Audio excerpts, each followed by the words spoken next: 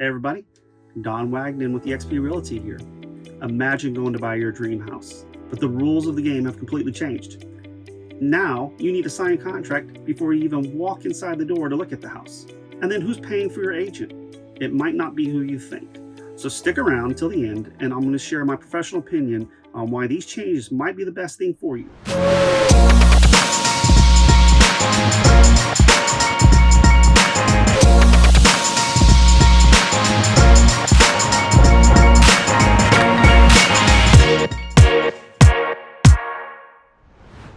So what's the new buzz all about? The NAR has recently rolled out new rules on how buyers and sellers can compensate their real estate agents. And there's another change. Now, contracts are even required just to show a house. So let's break it all down. First off, let's talk about the changes in compensation. Historically, the seller's agent and the buyer's agent have worked together and worked out those commission details between themselves, with the seller usually covering most of those costs. But under the new NAR guidelines, there's a shift towards greater transparency and flexibility. On average, real estate agent commissions nationally are around 5 to 6% of the home sale price. Typically, that is split between the buyer and the seller's agent.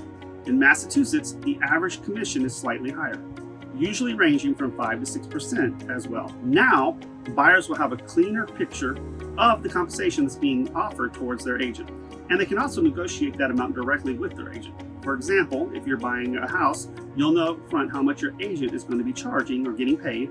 Say it's 2.5% of the home price. You can now discuss and see if that amount works for you.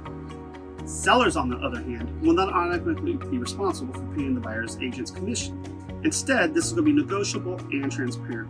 For instance, if you're selling your home and the buyer might agree on how the buyer's agent will be compensated, which can help you better plan your costs. Now, let's talk about the new requirement for contracts to even show a house. This is a significant shift because it's aimed at ensuring commitment and clarity for everybody that's involved. Under the new rules, buyers and their agents must have a signed agreement in place before touring homes. This agreement is going to outline the services the agent will provide and the responsibilities of the buyer. It's going to ensure that both parties are committed to the process. Previously, buyers could contact an agent and start viewing houses without any kind of formal agreement in place. This sometimes led to misunderstandings about the agent's role and their compensation.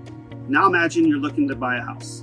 You'll need to sign a contract with your agent that details their specific services and compensation before you start viewing any properties.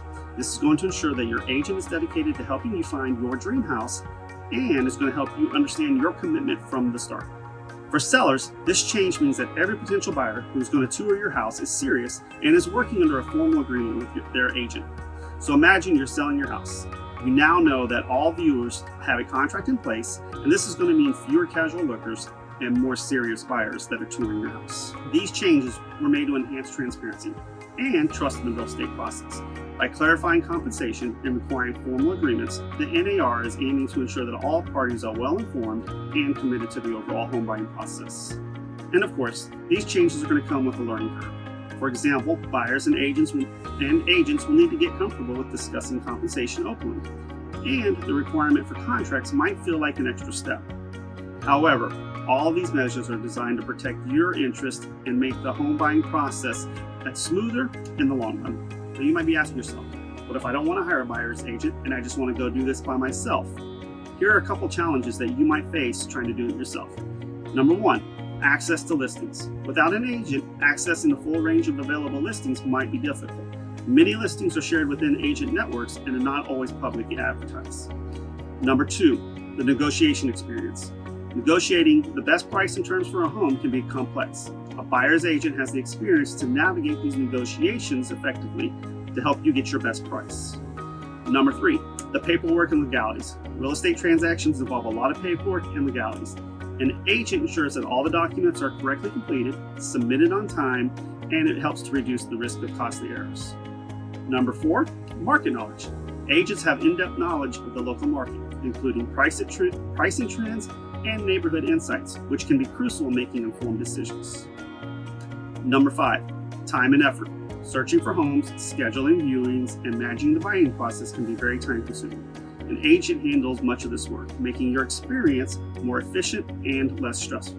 For buyers, Start by having an open conversation with your agent about their compensation and what services you expect and then that they will provide. Ensure you understand and are comfortable with the terms before signing any agreement. For sellers, work with your agent to set a competitive yet fair commission for buyer's agents and make sure your property listing clearly outlines these details. Finding a good realtor is crucial. Start off by doing interviews with several different realtors. Make sure that they have your best interest in mind and that they're not just trying to make a quick transaction. You want to make sure that you're comfortable with them and that they understand what you're looking for. So even with all these changes, having a realtor on your side is incredibly valuable. Realtors have local market knowledge, negotiation skills, and access to resources that can make buying or selling your house a much smoother process. They can help you navigate these new rules, and they can help ensure you're making informed decisions. Regarding fees, the main cost is typically the commission, which is a percentage of the home sale price. This is usually split between the buyer and the seller's agents. With the new rules, these fees might be more transparent and negotiable. Other fees might include closing costs, inspection fees, and appraisals. A mature realtor can help break down these costs to you and help you understand how the closing costs work. Navigating these new changes might seem daunting, but it's not as scary as it sounds. These new rules are designed to protect you, make the process more transparent and fair. With the right realtor by your side, you'll have guidance every step of the way. It's going to make your home buying and selling experience as smooth as possible. Overall, these new rules from the NAR are designed to create a fair, more transparent real estate market for everybody involved. So whether you're buying or selling, it's important to stay informed and work with a realtor who can guide you through these new rules. Again, thanks for joining me on this deep dive into the new real estate rules. Navigating these changes can feel like tackling a 5,000-piece puzzle, but that's where I come in. You're ready to crack the code and make your dream a home a reality. Drop me a message. Personally, I think these changes are great because they make everything more transparent and fair for everybody. And hey, don't just keep this information to yourself. Like, subscribe, and share with anybody that you know that's going through the same process of buying or selling a home. From my family to yours, welcome home and catch you next time.